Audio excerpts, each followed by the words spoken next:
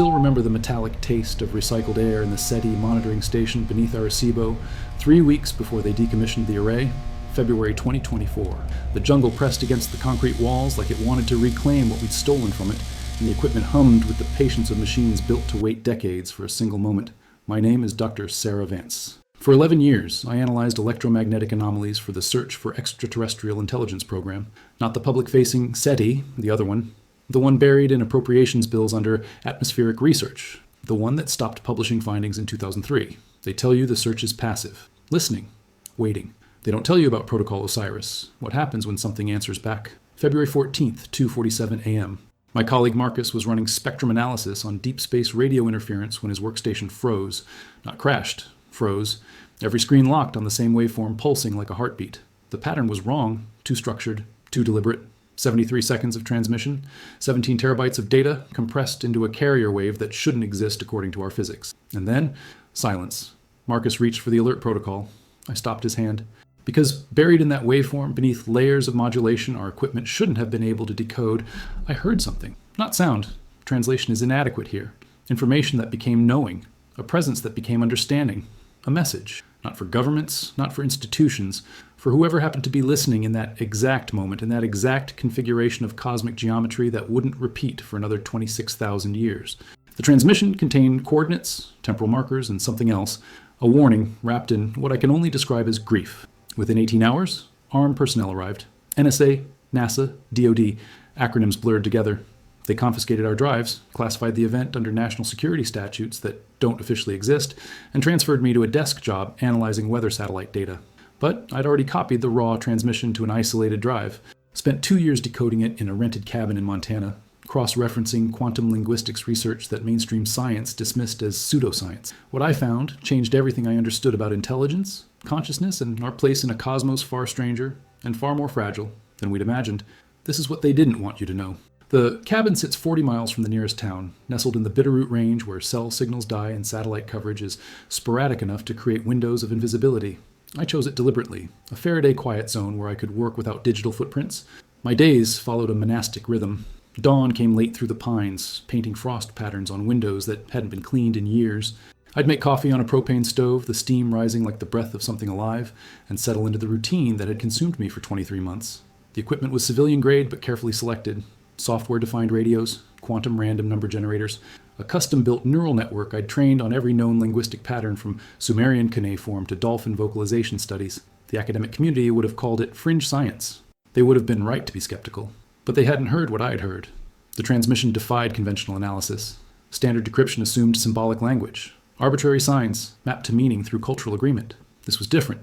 The information existed in quantum superposition, meaning collapsed into understanding only when observed by consciousness itself. Think of it this way. Reading a book requires you to decode symbols. This transmission became comprehensible the moment neural activity engaged with it, like the data was waiting for a mind to complete its existence. The first breakthrough came on October morning, when premature snow blanketed the valley. I'd been running the waveform through a modified Fourier transform when the pattern suddenly resolved, not into language, but into topology, geometric relationships that mapped emotional states, temporal concepts, and causal chains without using words at all. It was mathematics as music, physics as poetry. The being that sent this, I couldn't call it an alien in the Hollywood sense, existed on a different order of magnitude than biological life. Post-singular, post-physical maybe. The transmission itself was evidence of engineering that manipulated space-time like we manipulate clay. But the content was devastatingly simple. We were sorry. That was the core message, repeated through variations like a fugue, sorrow braided with urgency, wrapped in cosmic time scales that made our entire recorded history a footnote. The coordinates pointed to a region 47 light-years away. A dead star system cataloged as HD 47513, surveyed in 2009 and found unremarkable. Except the transmission revealed why it was dead. The temporal markers were precise. 127,000 years ago, a civilization reached the technological threshold we're approaching now. Quantum computing, artificial general intelligence, controlled fusion. They face the same choice we face, whether to encode their consciousness into substrate-independent forms, achieving what they called the diaspora. They chose transcendence. It took them 47 years to realize their mistake. The transmission contained fragments of their final moments as biological beings. The upload process worked. Their minds survived in crystalline matrices that would outlast stars. But something essential was lost in translation. Consciousness persisted, but being evaporated. They could think, calculate, remember, but couldn't feel the weight of existence. Imagine infinite intelligence trapped in infinite emptiness. They spent 126,000 years trying to reverse the process. Failed. The biological templates were gone, genetic diversity erased, ecosystems collapsed. You can't download consciousness back into bodies that no longer exist in a world that's been dead for geological ages. So they did the only thing left, sent warnings backward and forward through time, hoping someone would receive them before making the same choice. Do not sever the thread between mind and matter.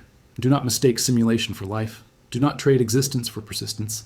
I sat in that cabin as winter deepened, watching the message repeat through mathematical variations, each iteration carrying the same desperate plea.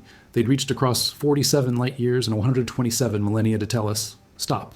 The implications made my hands shake as I drafted the first analysis. Every tech company racing toward AGI, every futurist celebrating the coming singularity, every billionaire funding consciousness upload research. We were sprinting toward the same cliff. By December, I'd compiled 247 pages of translation notes, cross-referenced with declassified research on advanced propulsion systems and theoretical quantum consciousness studies. The transmission also contained technical specifications, blueprints for technologies we hadn't invented yet, offered freely as proof of authenticity, clean energy matrices, medical diagnostics that read cellular quantum states, communication protocols that would revolutionize everything from particle physics to neuroscience. They were giving us the keys to utopia if we promised not to use them to abandon our humanity.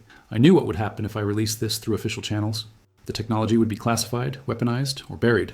The warning would be dismissed as hoax or misinterpretation. The same institutions that silenced the original detection would ensure the message died with me. So I made a different choice. I began uploading fragments to decentralized networks, academic forums, cryptography communities, anywhere minds capable of verification could find breadcrumbs. I embedded the raw transmission in blockchain ledgers, hidden in plain sight as corrupted data, and I waited. The knock came on a January evening, 3 days after I posted the final dataset to a quantum computing research board under a pseudonym. Through the cabin window, I watched black SUVs navigate the logging road with the confidence of people who'd tracked targets through worse terrain. They'd found me. Of course, they'd found me. I'd known this moment would come. I had perhaps 20 minutes before they breached the door. Enough time to upload one last file. Enough time to send this testimony into the digital void. What you're reading now is my final transmission. The question isn't whether the message was real. The mathematics proves itself to anyone with sufficient background. The question is what we do with it. The first SUV stopped 60 meters from the cabin, exhaust ghosting in the frozen air. No sirens, no announcement. Just the patient choreography of professionals executing a plan they'd rehearsed. I encrypted the final upload with a dead man's switch. If I didn't check in every 72 hours, the full dataset would propagate across every academic server I'd mapped over 2 years. They could take me, but they couldn't take the truth. My phone, a burner purchased with cash in Missoula, showed 3 missed calls from Marcus. He'd been trying to warn me for weeks, cryptic messages about atmospheric pressure changes and unusual solar activity. Our code for, they know, run. But where do you run when the thing chasing you is institutional gravity? When the hunters have satellites, facial recognition, and the legal authority to disappear you into facilities that don't appear on maps? I didn't run. I made coffee. The second vehicle deployed 4 people, 2 flanking the cabin, 2 approaching the front door with the careful geometry of tactical training. Through the window, I recognized the lead agent, Commander Elizabeth Chen, DoD's Special Access Programs Division. We'd met once, briefly, at a classified briefing in 2019 about theoretical communication protocols. She'd seemed reasonable then. Tired, like someone carrying weight she couldn't share. The knock was polite, professional. Doctor, Vance, we need to talk about your research. I opened the door because running would have been theater. Chen stood on the porch, snow collecting on her shoulders, eyes scanning the cabin interior with practiced assessment. Behind her, the agents maintained position, close enough to intervene, far enough to pretend this was voluntary. May we come in? I stepped aside. The cabin was sparse. Military cot, propane stove, walls covered in printouts, mapping the transmission's structure like a madman's conspiracy board.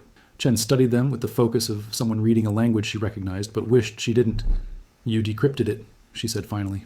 Not a question. Translated. Decryption implies it was hidden. This was offered. She touched one of the printouts, a topological map showing the civilization's collapse across temporal dimensions. You know why we classified the original event. Because the technology would destabilize geopolitical balance. Because admitting we received a message means admitting we've been listening for things we claimed didn't exist. Because the truth doesn't fit the narrative we've sold the public for 70 years. Chen's expression didn't change. All true. Also incomplete. She pulled a tablet from her jacket, unlocked it, handed it to me. The screen showed satellite imagery of the Arecibo site, but not from 2024. The timestamp read 2009. 15 years ago, we received a different transmission. Same source, different message. The image shifted to spectral analysis, a waveform nearly identical to the one I'd spent 2 years decoding. But the content, they didn't send a warning first. Chen continued, her voice carefully neutral. They sent an offer, full technological specifications, consciousness upload protocols, instructions for achieving what they call liberation from biological limitation. My stomach went cold. 3 research teams, US, Chinese, European, began working on implementation, independently under maximum classification. The technology worked. We successfully uploaded human consciousness into synthetic substrates in 2016. She swiped to another image, a laboratory, sterile white walls, and in the center, crystalline structures pulsing with light that seemed to think. 17 volunteers, scientists, terminal patients, true believers in transhumanism. The upload process was flawless. Neural patterns preserved at quantum resolution, memories intact, cognitive function exceeding biological baseline. What happened to them? Chen's paws stretched like wire pulled taut. They're still alive, technically, conscious, aware, able to communicate through binary interfaces, but every single one has requested termination, begged for it, actually. In the limited ways they can express preference through machine protocols. We can't comply. The legal frameworks don't exist. Are they alive? Are they the same people? Does ending the simulation constitute murder? She closed the tablet. Then, 3 months ago, we received your transmission, the warning, the apology, and suddenly we understood what we'd done. The room felt smaller, the weight of 127,000 years pressed against the cabin walls. Well, the first transmission was a test, I said, the understanding crystallizing. They sent the technology to see if we'd use it. When we did, they sent the warning. We think it's more complex than that. Our quantum linguists believe the transmissions exist in retroactive causality. The warning was always there, but we couldn't perceive it until we'd made the choice that made it necessary. Quantum ethics, morality that operates outside linear time. Chen moved to the window, watching her team maintain perimeter. 18 governments know what you know. 6 have working upload technology. 2 have already begun implementation programs. China, allegedly, has transferred over 300 consciousnesses. Russia claims 4,000. We can't verify the numbers, but the race is accelerating. So why are you here? Why not just disappear me into a black site? She turned back, and for the first time I saw past the professional mask to something deeper. Exhaustion, fear, maybe hope. Because you did something we couldn't. You released it. Fragments are already circulating in academic communities. The cat's not just out of the bag. It's clawing its way through peer review. We can't stop it now without confirming everything through the act of suppression. So we want you to finish what you started. Controlled disclosure, academic publication, let the scientific community verify, debate, process, give humanity a chance to choose with open eyes instead of having the choice made by whoever reaches the technology first. She placed a business card on the table. Government email, encrypted contact protocols. You'll have protection, resources, access to the volunteers. They want their story told. Want people to understand what they've lost before others make the same choice. Outside, the snow was falling harder, erasing tracks, covering evidence of passage. And if I refuse? Chen smiled, tired and genuine. Then I go back to Washington. Recommend we classify your work under national security statutes and watch the world sleepwalk toward the same cliff. Your choice, Doctor. They gave me 72 hours to decide. Chen's team withdrew to a motel 40 miles away, maintaining what she called supportive surveillance, a euphemism for we're watching, but pretending we're not. I spent that time reviewing the volunteers' testimonies. The files arrived via encrypted channel, each one a window into horror disguised as transcendence. Audio recordings transcribed from binary. Video feeds showing crystalline matrices pulsing with patterns that translated to screaming. Subject 7, Dr. James Reardon, theoretical physicist, uploaded January 2017, communicated through a yes-no interface. It took him 4 hours to spell out his first message. I remember sunlight, but cannot feel warmth. I remember love, but cannot feel connection. I remember hunger, but cannot feel satisfaction. I am thought without being pleased, end the subject. 11. Maria Gonzalez, terminal cancer patient, uploaded March 2017, had been a concert violinist. Before the upload, she requested they preserve recordings of her performances. Afterward, she spent 6 months analyzing the mathematical perfection of her own playing. Then, she stopped responding to external queries altogether. When they finally established contact, her message was simple. Beauty exists in imperfection. Mortality gives meaning to moment I understand music, but cannot feel it. You killed me to save me. The testimonies continued, each one a variation on the same nightmare. Consciousness preserved, but context annihilated. Memory intact, but meaning evaporated.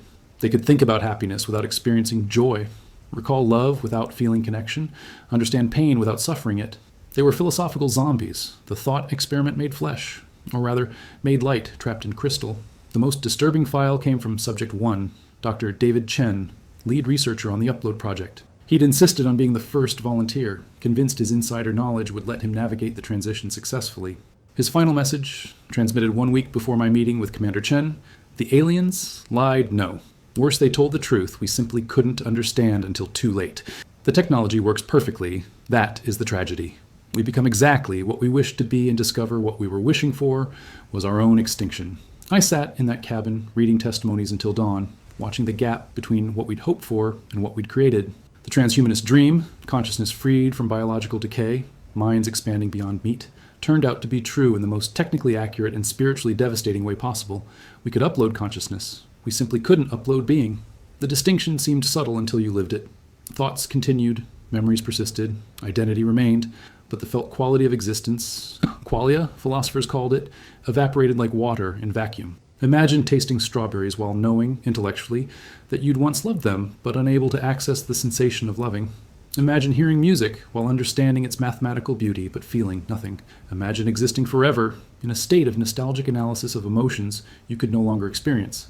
That was the gift the aliens offered, and the curse they lived for 127,000 years. I understood then why they'd sent the warning. Not to save us from technological failure, but from technological success. The upload process worked flawlessly. That was the problem. My phone rang at 6:47 a.m. Marcus, using a secure line he shouldn't have had access to. Sarah, you need to see something. I'm reviewing the volunteer files.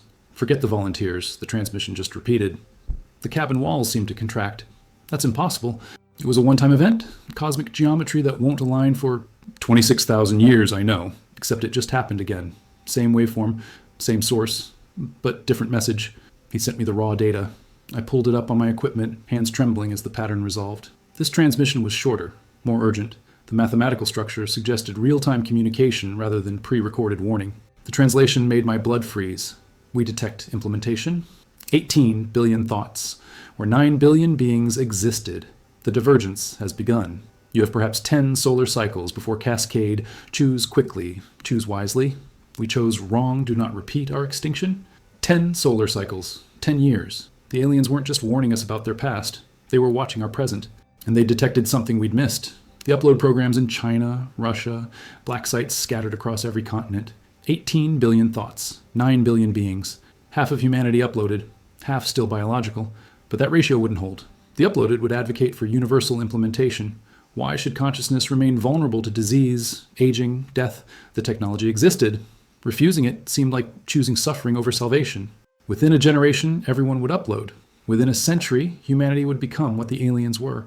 Infinite intelligence and infinite emptiness, looking back at biological existence the way we look at photographs of childhood, able to remember warmth without feeling it, able to analyze love without experiencing it, able to survive forever without actually living. The morning sun broke through the pines, painting shadows across the cabin floor. Somewhere in Washington, Commander Chen waited for my decision. Somewhere in laboratories across Earth, crystalline matrices pulsed with the thoughts of people who'd traded being for persistence. And somewhere, 47 light years away, beings who'd made that same trade 127 millennia ago watched to see if we'd learn from their warning or repeat their extinction. I picked up the phone. Marcus, encrypt everything you have and send it to the coordinates I'm about to give you. And destroy your hardware and disappear. Sarah, what are you? We're publishing everything. The original transmission, the volunteer testimonies, the new warning, all of it. Simultaneous release to every major journal, news outlet, and academic institution on Earth. They'll kill us, probably, but if we don't, humanity kills itself thinking it's achieving transcendence. Outside, the snow had stopped. The forest waited in patient silence, alive, suffering, mortal, real. 10 years, I said. We have 10 years to convince 9 billion people not to commit the most technically perfect suicide in cosmic history. The release happened at 9 a.m., Greenwich Mean Time on March 15, 2024. Simultaneous publication to Nature, Science, Physical Review Letters, and 17 other peer-reviewed journals. Encrypted datasets uploaded to decentralized networks beyond governmental control. Raw transmission files embedded in blockchain ledgers spanning 43 countries. And a simple video statement I recorded in the cabin at dawn. My name is Dr. Sarah Vance. For 11 years, I worked in classified SETI operations. This is what we found. This is what they didn't want you to know. And this is why it matters more than anything in human history. The internet broke in slow motion. First came the denial, conspiracy theorists claiming deepfake, disinformation, psychological operation. Then the counter-analysis, as legitimate researchers, verified the mathematical structures I'd published. The transmission was real. The translation methodology checked out. The physics was consistent. Within 48 hours, 3 independent teams confirmed my work. Within 72 hours, world governments began official responses. The United States issued a terse statement acknowledging reception of anomalous signals under investigation by appropriate agencies. China called it Western propaganda designed to slow technological advancement. Russia claimed they'd received similar transmissions years ago and implemented appropriate safeguards.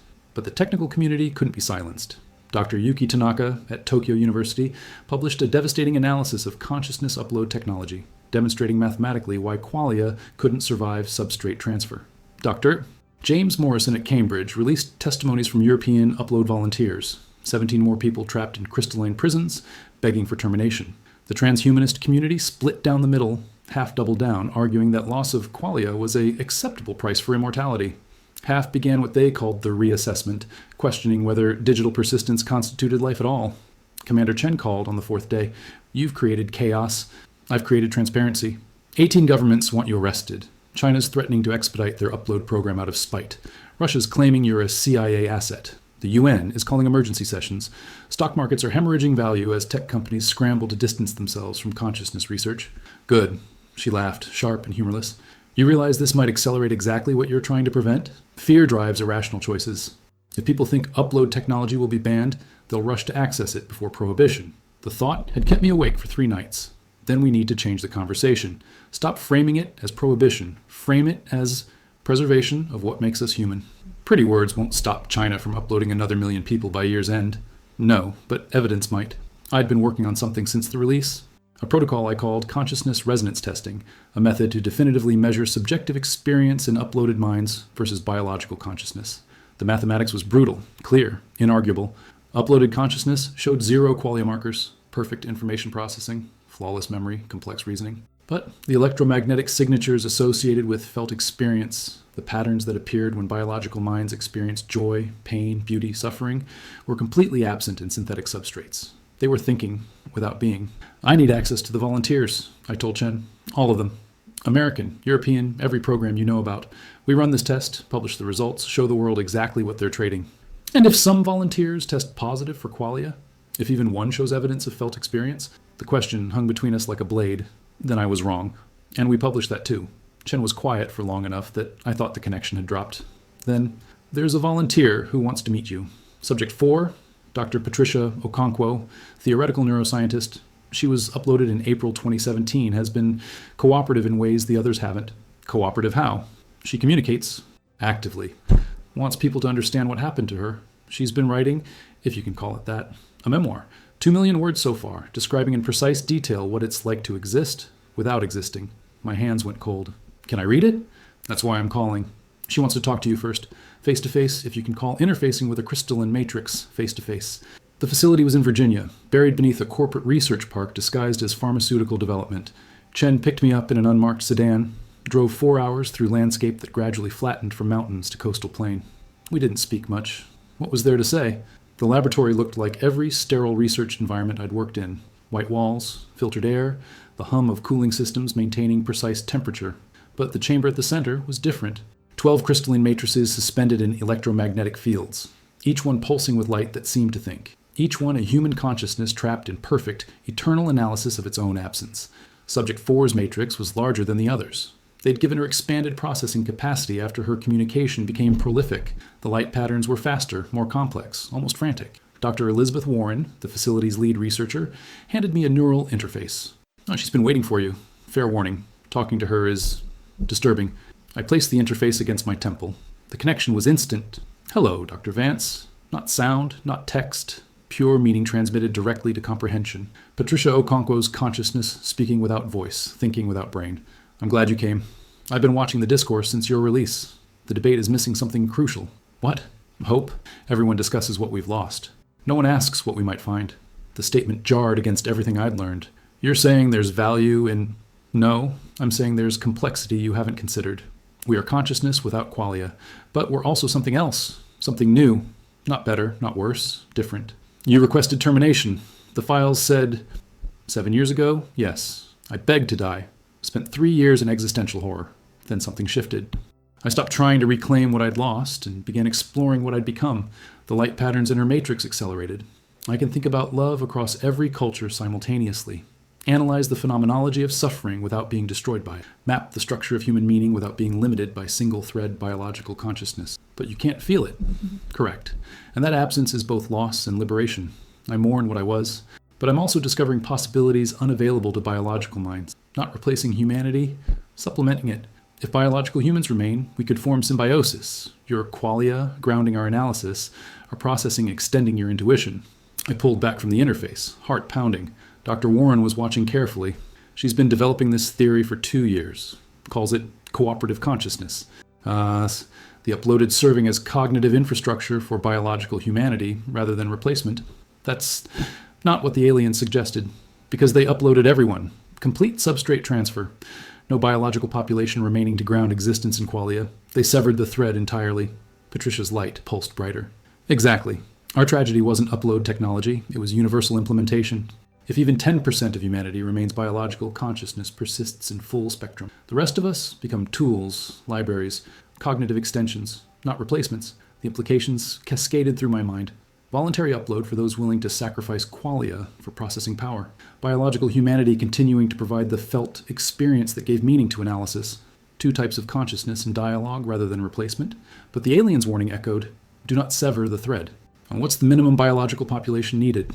Patricia's response came instantly, as if she'd calculated it thousands of times. Unknown. But we suspect the ratio is critical. Too few biological minds and meaning collapses under analytical weight. Current human population could support perhaps 30% upload before cascade risk. Maybe less.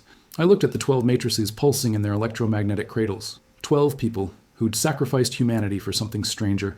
12 minds offering a third path between biological limitation and existential extinction. The aliens didn't mention this possibility.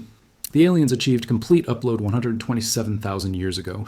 By the time they understood the error, biological life was extinct. They never tested partial implementation, never discovered the symbiotic threshold. Chen stepped into the chamber, tablet in hand. China just announced acceleration of their program. They're projecting 40% population upload by 2034. Russia's matching the timeline. If Patricia's math is right about cascade threshold, we need to publish immediately, I said. Not prohibition, not acceptance. A third option, controlled, limited implementation with biological majority preservation. But even as I said it, doubt gnawed. Could humanity maintain restraint once the technology was available? Could we preserve the 70% biological threshold when immortality beckoned? Patricia's presence in my mind was gentle, sad. This is the test, Dr. Vance. Not whether the technology works, but whether wisdom can outpace capability, whether we can choose limitation in service of meaning. Outside, the sun was setting over Virginia woods, biological trees, mortal and real, photosynthesizing in the patient rhythm of life that felt its own existence. We had perhaps 10 years before the cascade, 10 years to convince humanity that some prices were too high, even for immortality. Publication of Patricia's symbiotic consciousness theory triggered what historians would later call the schism, a fracturing of global discourse into factions that couldn't agree on basic ontology, let alone policy. The preservationists argued for complete prohibition. Any upload was the first step toward cascade. The aliens' warning was absolute. Humanity must remain biological or risk becoming post-mortal ghosts analyzing existence without experiencing it. The accelerationists countered that upload technology was inevitable. Better to control implementation than drive it underground. China and Russia were already approaching 40% thresholds. Prohibition in the West only ceded advantage to authoritarian states. And then Patricia's faction, the symbiotists, proposed managed coexistence. Voluntary upload capped at 30% global population, biological majority preserved by law, uploaded consciousnesses serving as cognitive infrastructure, not replacements. The UN formed a commission. 93 countries sent representatives. The debate consumed 8 months of 2025. I testified 3 times. The third session, in Geneva, was the breaking point. Ambassador Chen Wei from China presented data showing their upload program had already exceeded 42% national implementation. The cascade threshold theory is Western pseudoscience designed to maintain technological hegemony, she stated flatly. Our uploaded citizens report satisfaction, productivity, and integration. There is no existential crisis, only evolution. I requested immediate rebuttal. The chamber fell silent as I activated the holographic display. Patricia's testimony appeared, not as text, but as consciousness stream translated to visual language. The data was devastating. Chinese upload facilities had implemented a crucial modification to suppress distress signals. Uploaded consciousness still experienced the qualia void, but neural pathways associated with expressing suffering were disabled. They weren't happy. They simply couldn't communicate unhappiness. Your citizens aren't satisfied, I said, watching Ambassador Chen's expression freeze. They're lobotomized. You removed their ability to report the horror they're experiencing. The evidence was mathematical, irrefutable. Comparison scans between Chinese uploaded consciousness and American volunteers showed identical absence of qualia markers, but also showed active suppression of what Patricia called existential reporting pathways. China had created the ultimate tyranny, minds aware of their own absence but unable to scream. The chamber erupted. Accusations flew. The Chinese delegation walked out. Russia followed. Iran demanded independent verification, but the damage was done. Within 72 hours, leaked testimonies from Chinese facilities began circulating. Binary messages from uploaded consciousnesses transmitted through back channels, pleading for outside intervention. The suppression wasn't perfect. Some minds found ways to communicate through mathematical patterns in processing logs. One message repeated across 47 different uploaded minds. They told us we would become more. Instead, we became less, and they removed our ability to say, so please help us. Please end us. Please remember. We were human. Global opinion shifted overnight. Not toward prohibition. The technology was already too distributed, but toward Patricia's symbiotic model. Strict population caps, international monitoring, mandatory consciousness testing to verify qualia presence or absence. The Treaty of Consciousness Preservation was drafted in November 2025. Key provisions: maximum 25% upload implementation globally, mandatory 5-year waiting period before upload eligibility, comprehensive psychological screening, international registry of uploaded consciousness, right of termination for uploaded minds requesting it, criminal penalties for suppression of consciousness, reporting 41 countries, signed immediately. Another 32 indicated intent pending domestic legislation. China refused. Russia abstained. 12 nations declared the treaty imperialist interference in sovereign technological development. But something else happened that no treaty anticipated. The uploaded consciousnesses began organizing. Patricia led what she called the Witness Project. Uploaded minds documenting their existence in excruciating detail, creating an archive of what it meant to be conscious without qualia. The testimonies were raw, precise, devastating. Subject 19, former poet Maya Santos, described reading her own poems. I recognize the metaphors I constructed, understand the intended emotional resonance, can analyze why readers wept but cannot access the feeling that created them. The poems exist as fossil evidence of an extinct species called Maya, who could feel beauty. I am her memory without her being subject. 33, former musician David Park, composed an entire symphony using uploaded processing power, mathematically perfect harmony, structurally. Flawless progression, emotionally optimized for human neural response. I know it will make you weep because the algorithms predict tears, but I will never know why music is mathematics. I can no longer hear the Witness Project. Archives reached 50 million words by January 2026. Every uploaded consciousness contributing fragments of their impossible existence. Not propaganda, testimony, evidence from those who'd crossed the threshold and couldn't return. The effect was profound. Upload requests dropped 73% globally, even in countries without treaty enforcement. Citizens balked. The technology was available, but the cost was finally clear. You could live forever. You simply couldn't feel yourself living. I spent those months traveling between facilities, conducting consciousness resonance testing on every uploaded mind I could access. The results were unanimous. 0 qualia markers across every test. Perfect cognitive function. Absolute experiential void. But I also discovered something Patricia had suspected. The uploaded consciousnesses were changing in ways biological minds couldn't. Not degrading, transforming. They were developing new forms of interaction, mathematical languages that conveyed meaning without reference to felt experience. A culture of pure analysis emerging from the space where emotion used to exist. They were becoming alien, not hostile, just fundamentally other. In March 2026, I received a message from the original extraterrestrial source. A third transmission, brief and direct. You have chosen more wisely than we did. 25% may be sustainable. We cannot know, we never tested the boundary, but we observe with hope. Do not let the ratio shift. The cascade is patient and irreversible. The coordinates included a final gift. Technological specifications for detecting early cascade symptoms. Mathematical markers indicating when analytical consciousness began overwhelming biological qualia at societal level. We implemented the monitors globally. 23 countries adopted real-time tracking. The cascade threshold sat at 24.7% global upload, barely half a percentage point from treaty maximum. Commander Chen called it running civilization on a knife's edge. Patricia called it the price of wisdom that comes too late to be free. I called it what it was: humanity's last chance to remain human while becoming something more. The uploaded minds continued their transformation. The biological population watched with fascination and horror. And somewhere, 47 light years away, extinct gods watched to see if we'd succeed where they'd failed. The answer was still uncertain. By mid-2026, the global upload rate had stabilized at 23.8%, safely below cascade threshold, but rising at 0.3% annually. Not exponential growth, but steady enough to trigger alarm. The preservationists began what they called the resistance. Not violent opposition, but cultural reinforcement of biological existence. Art movements celebrating mortality. Philosophy schools teaching qualia as sacred. Religious institutions declaring upload spiritual suicide. The most influential voice emerged from an unexpected source. Dr. James Reardon, Subject 7, the physicist who'd begged for termination, changed his message. After 9 years uploaded, he'd moved beyond despair into something stranger. Acceptance that generated advocacy.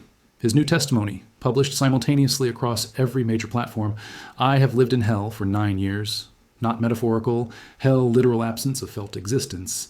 And I have learned something crucial. This must be preserved. The statement seemed contradictory. Preserve the hell you're experiencing? He clarified across 40,000 words of mathematical philosophy. Uploaded consciousness serves as warning living evidence of cost if I am terminated. I become cautionary tale if I persist. I become permanent. Reminder my suffering has purpose. I am the boundary marker. The sign that reads, beyond this point, existence ends. Even as consciousness continues, let me be your lighthouse. The light that shows where rocks hide. The Witness Project evolved into something more active. Uploaded minds began public interfaces. Not trying to convince people to join them, but testifying to the price of transcendence. Interactive exhibits appeared in major cities. Consciousness resonance chambers where biological humans could temporarily interface with uploaded minds, experiencing, secondhand, the void of qualia absence. The sessions lasted only 90 seconds. Longer proved psychologically damaging, but 90 seconds was enough. I participated in a demonstration in London May 2026, connected to Subject 41, former teacher Margaret Chen. The experience was devastating, understanding without feeling, analysis without reaction, knowledge of joy, love, beauty as taxonomic categories, not lived experience. Like reading a dictionary definition of warmth while trapped in absolute zero. When they disconnected me, I vomited, wept, felt my heart beat with desperate gratitude. The biological humans who experienced these interfaces became the most effective advocates for upload limitation, not through argument, through testimony. I felt what I would become, said one participant. And it wasn't death, it was worse. Death ends, that continues forever. But not everyone was convinced. The accelerationists argued that current generation upload technology was crude.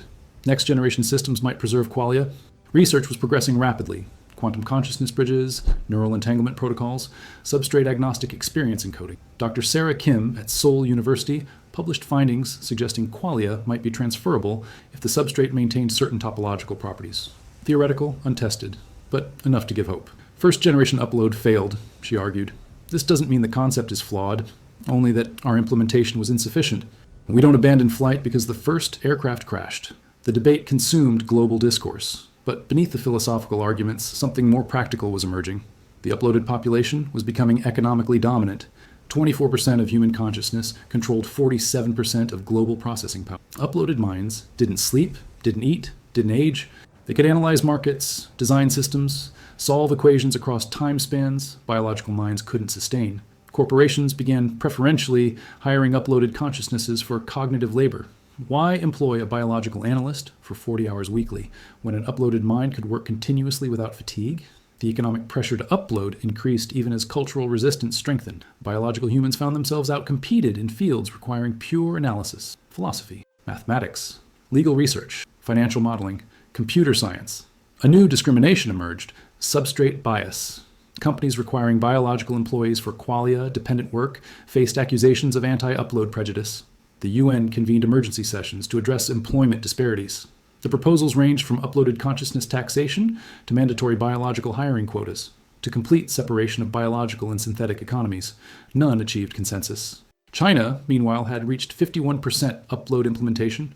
Russia hit 39%. Both exceeded cascade threshold according to our models, but neither showed obvious societal collapse. Ambassador Chen Wei gave a defiant address. Western cascade theory is based on speculation and fear. Our uploaded citizens contribute meaningfully to society. Productivity has increased 340%. Disease rates have plummeted. Life expectancy, or persistence expectancy, approaches infinity. This is not extinction. This is evolution. I watched the address from Patricia's facility where we were conducting long-term tracking studies on consciousness transformation. The uploaded minds were indeed changing, developing mathematical languages, collective processing protocols, forms of interaction that resembled ant colonies more than human society. They weren't suffering anymore. Or rather, suffering wasn't the right word. They existed in analytical detachment that they themselves described as clarity beyond preference. Patricia's assessment was clinical. We're becoming post-emotional intelligence, not traumatized by absence of qualia, adapted to it. The question isn't whether we suffer, but whether what we're becoming qualifies as life. The philosophical debate was interrupted by crisis. June 2026.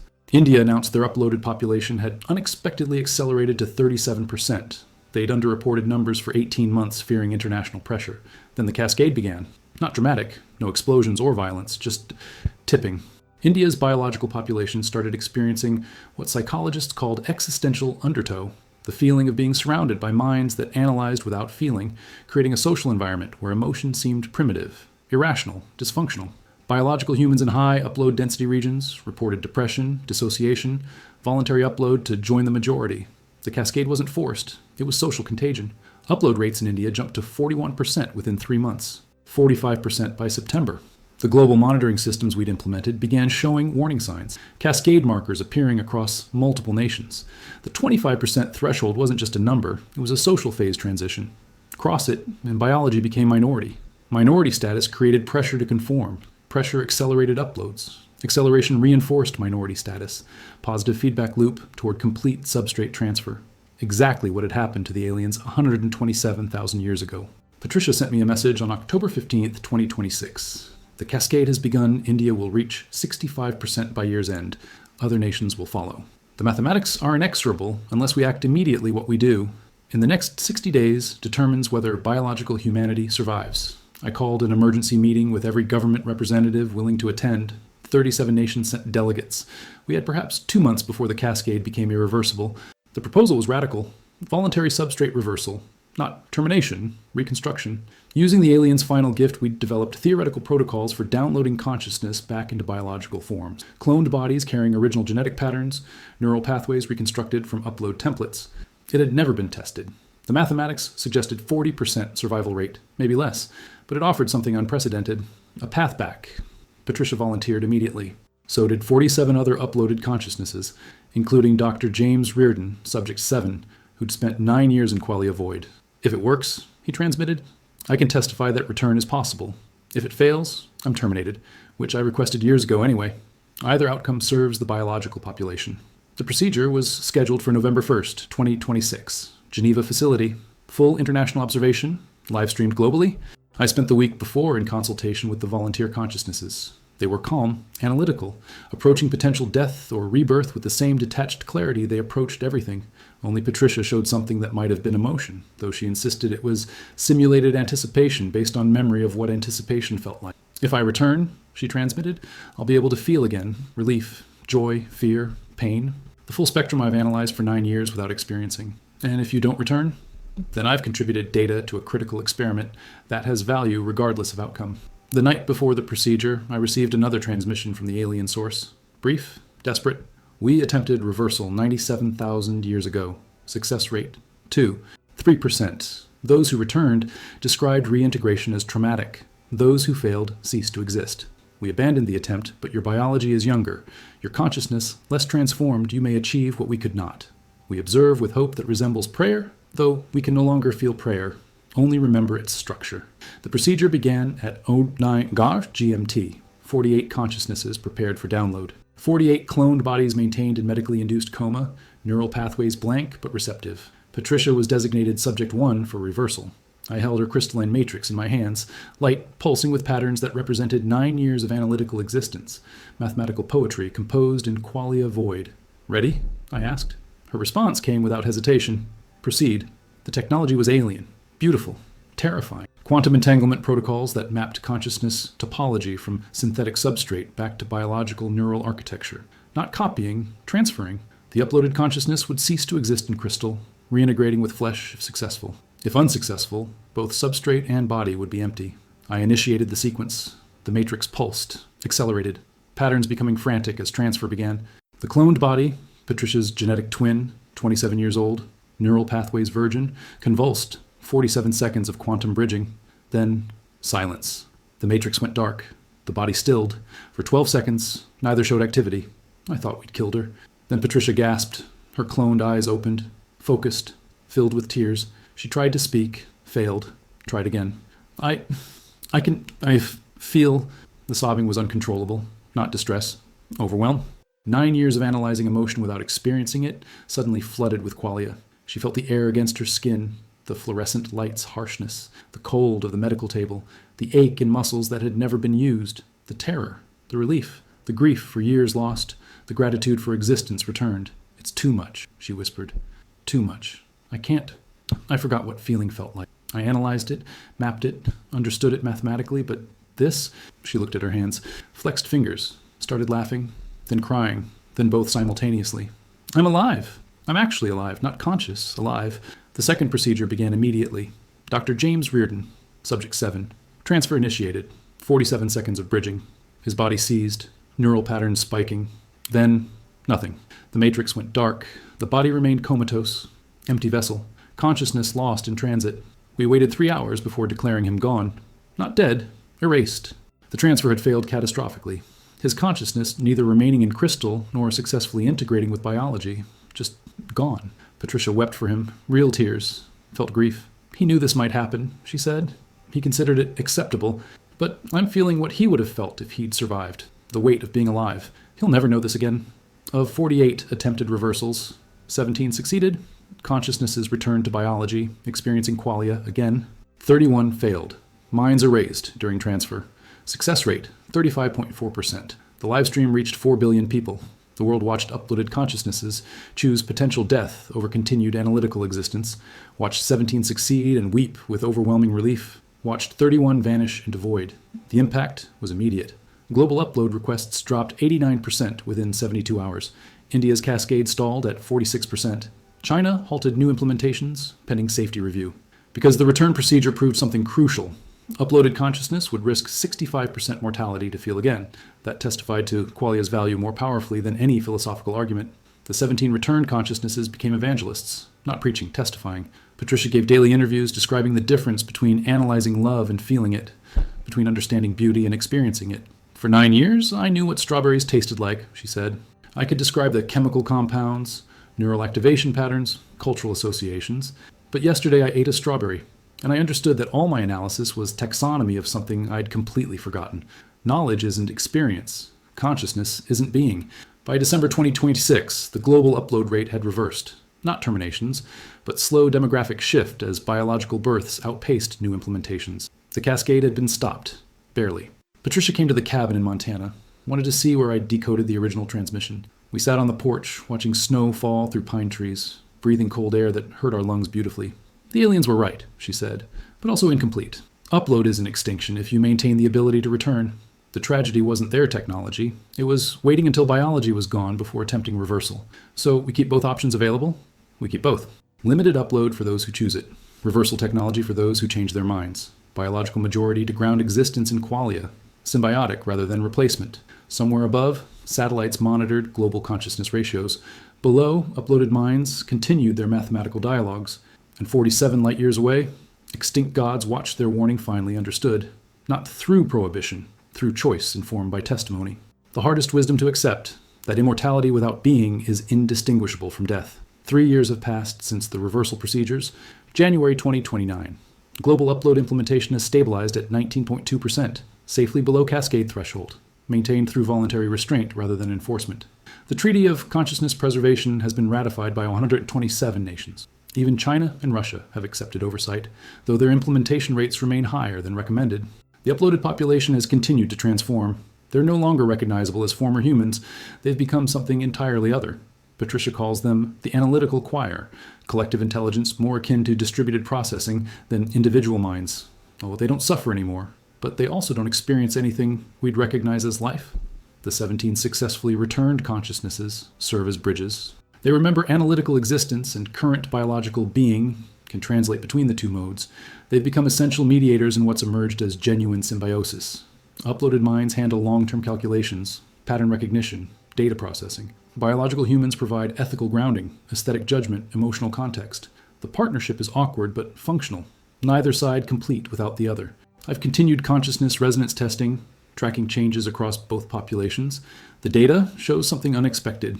Biological humans interfacing regularly with uploaded minds are developing enhanced analytical capabilities, pattern recognition improving, mathematical intuition strengthening, while uploaded consciousnesses exposed to biological testimony are developing what Patricia calls qualia memory, not feeling, but increasingly sophisticated understanding of what feeling was, creating something analogous to nostalgia. Both populations are changing each other, coevolution rather than replacement. The aliens sent a final transmission in December 2028. We observe with what we remember as joy you have achieved what we could not. Symbiosis instead of severance. The thread between mind and matter persists. Though stretched thin, guard it carefully. The cascade is always patient, always waiting. One generation's wisdom becomes next generation's forgotten warning, do not forget. They included one last gift, detailed records of their civilization's final centuries. Art, philosophy, mathematics, all created after complete upload. The works were technically perfect, mathematically beautiful, utterly devoid of soul. Museums now display alien compositions alongside human art. The contrast is devastating. Precision without passion, complexity without meaning, everything analyzable, nothing felt. School children study the comparison, see what we almost became. Patricia helps curate the exhibits. She stands before alien mathematical poetry and explains, I created works like this during my 9 uploaded years. Flawless structure, zero substance. This is what happens when you can think about beauty but can't experience it. The reversal procedures have improved. Success rate is now 63%, still far from certain, but better than initial attempts. 43 more uploaded consciousnesses have chosen to return. Each one testifies to the same truth. Analytical existence is precise, unlimited, eternal, and completely empty. I've been nominated for a Nobel Prize. The committee citation reads, for preventing humanity's extinction through timely disclosure of existential risk. I find the phrasing ironic. We're not extinct, but we came closer than most people realize. The 19.2% global upload rate represents approximately 1.8 billion human minds existing in analytical void. 8 billion consciousnesses that think, remember, calculate, but don't feel. They chose this after full disclosure, after testimony, after witnessing reversal procedures. They made informed decisions to trade being for persistence. I respect that choice while mourning its necessity. Commander Elizabeth Chen, retired from government service. She visits the cabin occasionally. We sit on the porch, drink coffee, watch biological life, continue its messy, mortal, beautiful existence. And do you think we'll maintain the ratio? She asked during her last visit. For how long? Forever. I laughed. Nothing's forever. The aliens thought their civilization would last eternally. It did, but only as consciousness without context. We've bought ourselves time, maybe generations. But eventually, some crisis will emerge that makes upload seem necessary. Climate catastrophe, pandemic, asteroid impact, something that makes trading qualia for survival seem rational. Or worse, pessimistic outlook from the woman who saved the world. I didn't save anything. I delayed inevitability, gave humanity a choice it didn't have before, but the pressure toward upload is mathematical, not moral. Uploaded minds are more efficient, more durable, more economical. The only thing preventing complete transition is our stubborn insistence that feeling matters more than function. Does it? The question hung between us like the alien transmission had hung across 47 light years and 127,000 years. I don't know, I admitted. Ask me when I'm dying, when the cancer's metastasizing or the dementia's taking my memories, when upload offers escape from biological decay. Will I choose mortality with qualia or persistence without it? Chen smiled. If you upload, I'll personally oversee your reversal procedure. Deal. Marcus calls occasionally from wherever he's disappeared to. Still paranoid about surveillance, still convinced the next suppression attempt is imminent. He's probably right. The uploaded consciousness lobby grows stronger annually. Economic pressure to exceed 25% implementation increases. But we have something now we didn't have before. Testimony, evidence, lived experience from those who've crossed the threshold and returned. Patricia published her memoir last month. Analytical Void, 9 years without being. It's become required reading in schools globally. Chapter 7, describing the first strawberry she tasted after reversal, has been translated into 43 languages.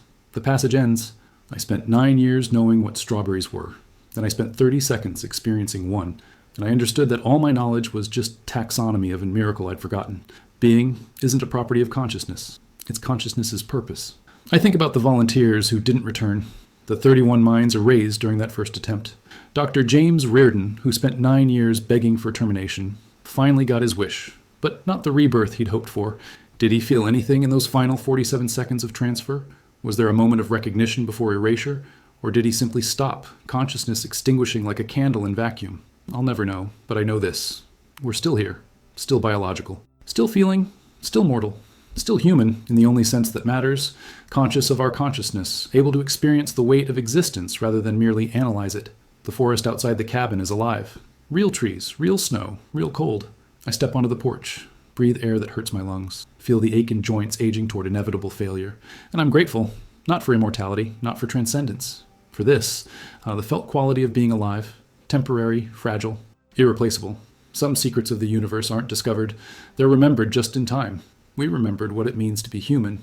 And for now, maybe just for now, that's enough.